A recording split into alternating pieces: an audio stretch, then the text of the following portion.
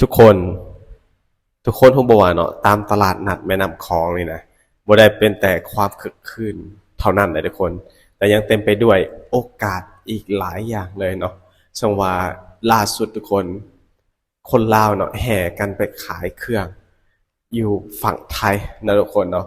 คนลาวหลายๆคนเนาะก็หอบเอาแบบของป่าของดงไปขายเนาะเพื่อไปแลกเอาเงินบาทเนาะเอามากลับบ้านทุกคนบางคนก็ มีรายได้เพิ่มเนาะจากการขายของสิเนาะจากจุดน้อยๆเนาะ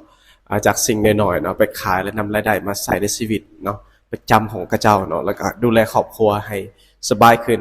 ให้มีชีวิตที่ดีขึ้นย้อนว่าเงินบาททุกคนมีค่าหลายเนาะกับสำหรับคนเรามาเรื่องราวสเปนได้ทุกคนเดี๋ยววันนี้เขาจะมาเอาลงกันกับสบายดีเนาะสวัสดีครับท่านผู้ชมยินดีต้อนรับเข้าสู่ช่องไลฟ์สไตล์วิทยาศักดิ์อยู่กับข้าพเจ้า น้องซักเส้นเก่าเส้นเคยก็เรื่องการทักทายสบายดีพ่อแม่พี่น้องโม้ที่สุดทุกคนเนาะอาจจะเป็นพี่น้องอยู่ทางเมืองลาวเมืองไทยหรืออยู่ต่างประเทศเป็นได้สบายดีบ่สภาพอากาศเป็นได้อยู่ทางประเทศไทยทุกคนอากาศร้อนบ่หรือว่าฝนตกซึ่งว่าอยู่สปปลาวเนาะบางพื้นที่ฝนตกบางพื้นที่ก็ร้อนแต่ได้ก็รักษาสุขภาพโม้ที่สุดทุกคนเนาะเป็นห่วงโม้ที่สุดทุกคนโอเคทุกคนสำหรับพี่ท่านใดที่เข้ามาเบิ่งใหม่ยังไม่ได้กด subscribe พี่กด subscribe เนาะและอย่าลืมกดกระดิ่งเพื่อบ่พลาดคลิปใหม่ๆของข้าพเจ้านั่นเองทุกคนก่อนจะไปเบิ่งคลิปการขนสินค้าจากฝั่งลาวมาประเทศไทยข้าพเจ้าสงสัยทุกคนก็เลยเกิดมีคำถามว่า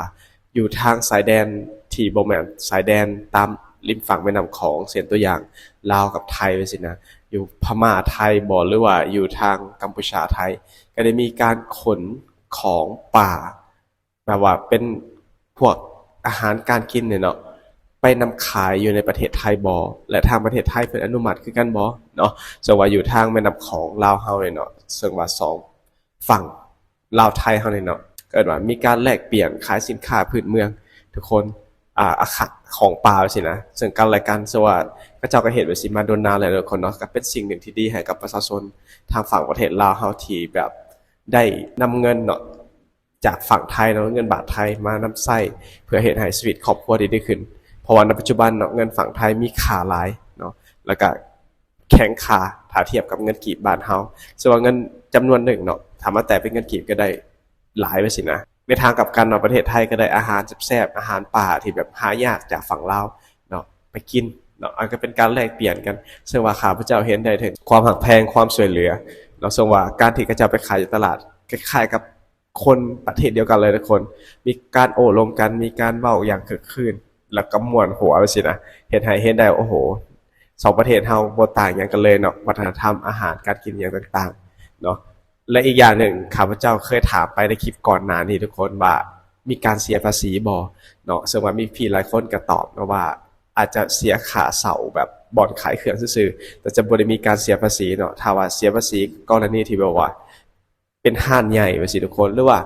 กรณีที่แบบซื้อเครื่องอุปกรณ์ที่มีขนาดใหญ่ยกตัวอย่างเช่นรถจักรบอหรือว่าเครื่องที่มันใหญ่นะเพื่อก็จะเก็บภาษีก่อนที่จะนำข้ามไปประเทศนั่นเองหรือว่าเครื่องกินของขายเป็นสิ่งเล็กๆน้อยๆเพื่อก็จะบ่เก็บภาษีเนาะเพื่อก็ยกเว้นเนาะสำหรับเป็นสิ่งหนึ่งที่ว่าประชาชนลาวเฮาหลายคนเนาะพากันแห่ไปขายเครื่องอยู่ตลาดนัดเนาะเดี๋ยวทุกคนได้เข้ามาเบิ่งคลิปวิดีโอกันว่าสิเป็นอะไรก่อนอื่นนะทุกคนขออนุญาตคลิปจากช่องแม่ของออนทัวร์ ฝั่งโขงไทยลาวระหว่างแขวงขมวนครับจังหวัดนครพนมครับพี่น้องครับบรรยากาศสุดๆเลยพี่น้องวันนี้นะลายแห้งครับขอค่าเนี่ยค่าจากฝั่งลาวพี่น้องครับ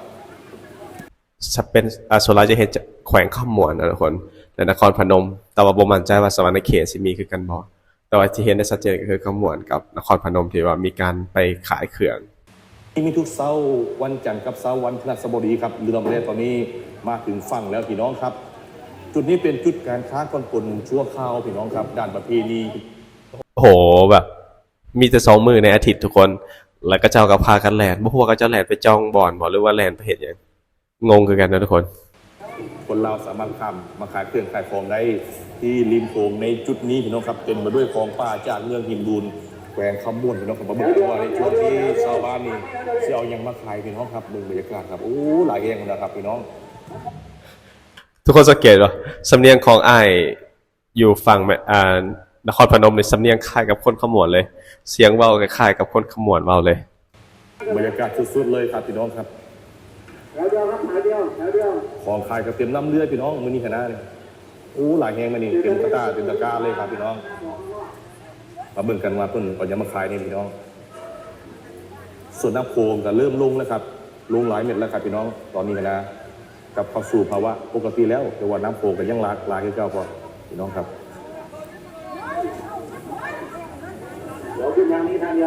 นี่คือบรรยากาศครับพี่น้องครับตอนนี้แม่ค้ากำลังต่อแถวแล้วก็เฮ็ดเรื่องเพื่อจะเอาของขึ้นมาขายเฮ็ดพี่น้องเต็มกระตาเลยแม่นะ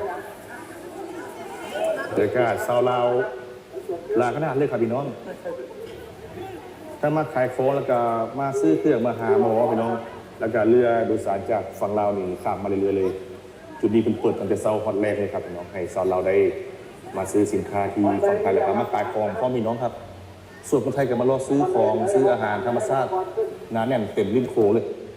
คือแบบมีพี่ๆจากฝั่งไทยนะมันก็จะมาถ่ายคลิปแล้วก็มารอถ่าซื้อเครื่องข้าพเจ้าเห็นแบบแต่ละคนกับพากันแยกซิงกันขึ้นมาขายนะก็คึกคืนดีเลยทุกคนเนาะคึกคืนเป็นตะมวนน้องบ่อนนี้เป็นตลาดใหญ่ครับบรรยากาศครับพี่น้องจะเป็นแผงลอยเอาไว้ให้ชาวลาวมาขายอาหารธรรมชาติของป่าในจุดนี้ตลอดริมโขงในตัวอำเภอท่าอุเทนเลยครับน้ำโขงกว้างพี่น้องครับน้ำหลากชาวลาวมาขายเครื่องขายของคือเข้าพี่น้องเลยบรรยากาศสุดๆหลายพี่น้องครับหลายแห่งคนนะครับพี่น้องจุดนี้เพิ่นตรวจอย่างเคร่งครัดเลยพี่น้องครับเข้าแถวแล้วก็ใส่บัตรคิวในการมาขายเครื่องขายของครับพี่น้องครับคนละกะตาโซกะตาพี่น้องครับช่วงนี้มาเบิ่งกันว่าญาติคนแถวเมืองพิมบูรณ์ฝั่งลาวนี่ที่มีอย่างข้ามาขายเบิ่งครับพี่น้องครับเพชรพวกเต็มกะตาเลยพี่น้องหลายแห่งครับพี่น้องทั้งเพชรพวกทั้งกระปูหน้าและก็กระปูแดงพี่น้องของแซ่บหน่อไม้กระแสนพี่น้องเอยามมีคณะลายนะบรรยากาศครับ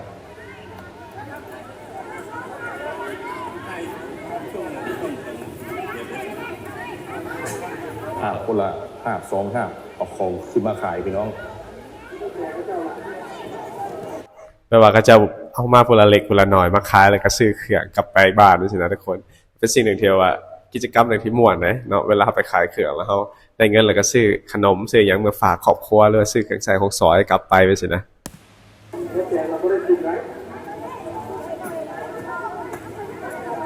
แล้วครับสินค้า2 ลำแรกครับ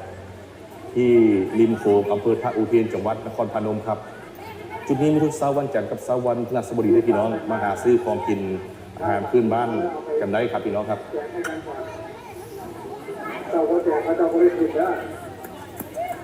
ดูบรรยากาศพี่น้องครับชาวไทยก็มาจอบค่าซื้ออาหารลายแห้งพี่น้องครับสังเกตเบิ่งมื้อนี้หาพ่อค้าแม่ค้านี่เพิ่นหิ้วเฮ็ดพวกขึ้นมาขายหลายๆพี่น้องเรือลำที่3กำลังจะฮอดฝั่งครับลำที่3กำลังสิมาทุกคนคือแบบมือหนึ่งคือสิหลายลำแหงเนาะเพราะว่าโหแบบคนเราแบบคึกคืนแหงนะในการไปขายเครื่องเพราะว่าอีกอย่างเนาะไปขายญี่ปุ่นอาจจะได้กำไรเล็กๆน้อยๆนั่นเนื่องจากว่าเงินของประเทศไทยมีข่าวสินะมาหา7:30นี่ไปหลอดตลาดนัดแต่ลาวท่าพนมพอเสร็จธุระแล้วนี่ขับรถมาฮอดข่าวเทียนพันอยู่พี่น้องครับ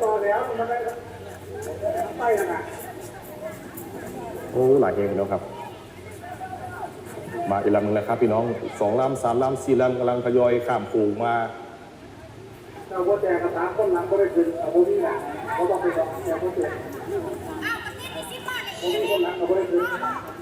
คนหลายแห้งครับพี่น้องครับแล้วก็เดียวขึ้นเดียวลงนะครับขาขึ้นก็ต้องเอามาให้โชว์ด้วยนะครับจำไม่ได้นะครับถือมาเลยพ่อค้าแม่ค้าทุกคนที่ย่างขึ้นมาขายเครื่องขายของนี่มันจะมีเอกสารสีขาวสำหรับพ่อค้าแม่ค้ามาวางขายพี่น้องครับถ้าว่ามีเอกสารบนนี้เนี่ยจะไม่ได้ขายเครื่องขายของเลยเป็นเคร่งครัดครับพี่น้องครับคือความเป็นระเบียบเรียบร้อยและการมาตรฐานคือกฎหมายในการถูกต้องในการมาขายเครื่องขายของที่ด้านบนนี้ครับพี่น้องบริการพี่น้องสังเกตบนรถเก็บพวกเป็นตลาดอย่างนอนมาเนี่ยนะโอ้โหแต่ละคนนะทุกคนมันกับหิวแล้วก็ตากระตามาเพื่อตู้นะเขาเก่งกันนะเอาสู้ๆด้วยพ่อค้าแม่ค้าจะขอเล่ามาขายเครื่องขายของมันมาเด้อเลยดอกครับ เบิ่งจากพี่ที่เป็นสัมภาษณ์ที่เอ็นภาคกันนะทุกคนเพิ่นคือว่าในความรู้สึกก็คือแบบเป็นกำลังใจให้แบบก็จะเอามาขายนะแบบบ่ได้ว่าสิแบบมีความแบบว่าบ่ต้องมาขายบ้านข่อยได้เมืองข่อยได้มาหาอาชีพจังซี่บ่แม่นเพิ่นก็บอกว่าพยายามขอให้ได้ขายดิบขายดีเด้อจังซี่นะเพิ่นก็เป็นสิ่งที่น่ารักหลายทุกคน ไปเก็บกระสอบเลยครับพี่น้อง บอกเธอจะฝากกันจับคนฝากก็ได้กับฝาก มาแล้วครับสินค้าจากฝั่งเราวครับมาแล้วขึ้นมาแล้วเอา ไปตรวจซื้อก่อนนะครับอย่าเพิ่งให้ออกข้างนอกนะ แม่ค้าขายปลาครับจากเมืองหินบูนมาแล้วครับพี่น้องวัน ครับ นี้ ขึ้นไปกรอกรายละเอียดข้างบนก่อน ไปมาแล้วไปมาแล้ว 2 ลำ 3 ลำกำลังทยอยมาครับพี่น้อง นี่คือบรรยากาศจุดผ่อนปลนการค้าชั่วคราวที่อำเภอท่าอุเทนจังหวัดนครพนมครับ ก็จะว่าจุดผ่อนปลนเนาะทุกคนเนาะภาษาไทยว่าจุดผ่อนปลนการฆ่าข้าพเจ้าก็คือคำเลยต้นเติมเนาะเพราะว่าจุดผ่อนปลนก็คือน่าจะเป็นจุดผ่อนผันคิดว่าคล้ายๆกัน 8 โมงเช้าครับด่านนี้เป็นเปิดให้ชาวลาวขึ้นมาขายอาหารธรรมชาติครับ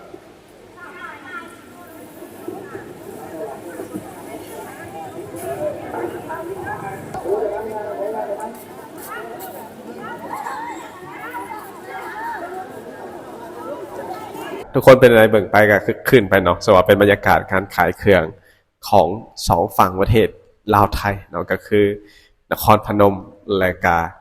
แขวงขมวนเนาะซึ่งว่าติดกันนะทุกคนเนาะเบิ่งจากสำเนียงการเว้าของคนอยู่จังหวัดนครพนมจะมีความคล้ายคือกับคนขมวนเว้าเนาะแต่มันจะมีความต่างเล็กน้อยเนาะจะมีคำว่าครับหรือว่าอย่างลงท้ายแต่ว่าคนขมวนก็จะเว้าสำเนียงคล้ายๆกันเลยทุกคนซึ่งว่าเป็นบรรยากาศที่คือหลายบางโซนแบบตื่นเต้นญาติกันเนาะเข้ามาญาติกันบ่ว่าจะว่าก็จะญาติไปหาบ่อนหนังขายบ่เพราะว่าคนมันหลายเนาะคันบ่มีบ่อนหนังก็จะบ่ฮู้สิไปยืนขายอยู่ไสว่าสินะเนาะมันก็จะมีจำกัดแต่ว่าเป็นสิ่งที่คือคืนเนาะบรรยากาศเนี่ยมันยังก็วันจันทร์บ่ครับมันพฤหัสนี่แหละเนาะที่ว่าเพิ่นเปิดขายสำหรับคนเพราะว่าประชาชนคนไทยเพิ่นก็มารอซื้อเนาะมารอซื้อเครื่องมาเบิ่งว่าบรรยากาศเป็นจั่งใดทุกคนคือคืนแฮงเนาะ โอเคทุกคนสวัสดีครับจบไปเลยทุกคนฝากเป็นกำลังใจให้พี่น้องชาวลาวเนาะแล้วก็ขอให้พี่คนไทยเนาะอุดหนุนสินค้าสดเนาะออร์แกนิกเนาะจากประเทศลาวที่หาตามธรรมชาตินะทุกคนเป็นเครื่องป่าของดงสินะเนาะจะบ่มีสารพิษสารเคมีก็สนับสนุนเนาะซึ่งกันและกันนะทุกคนเนาะแล้วก็ประชาชนพวกนี้ก็จะนำซื้อสินค้าที่เป็นเครื่องใช้จากไทยกลับบ้านแล้วก็เป็นเงินส่วนหนึ่งเนาะเพื่อช่วยดูแลและใช้จ่ายในชีวิตประจำวันนั่นเองโอเคสบายดี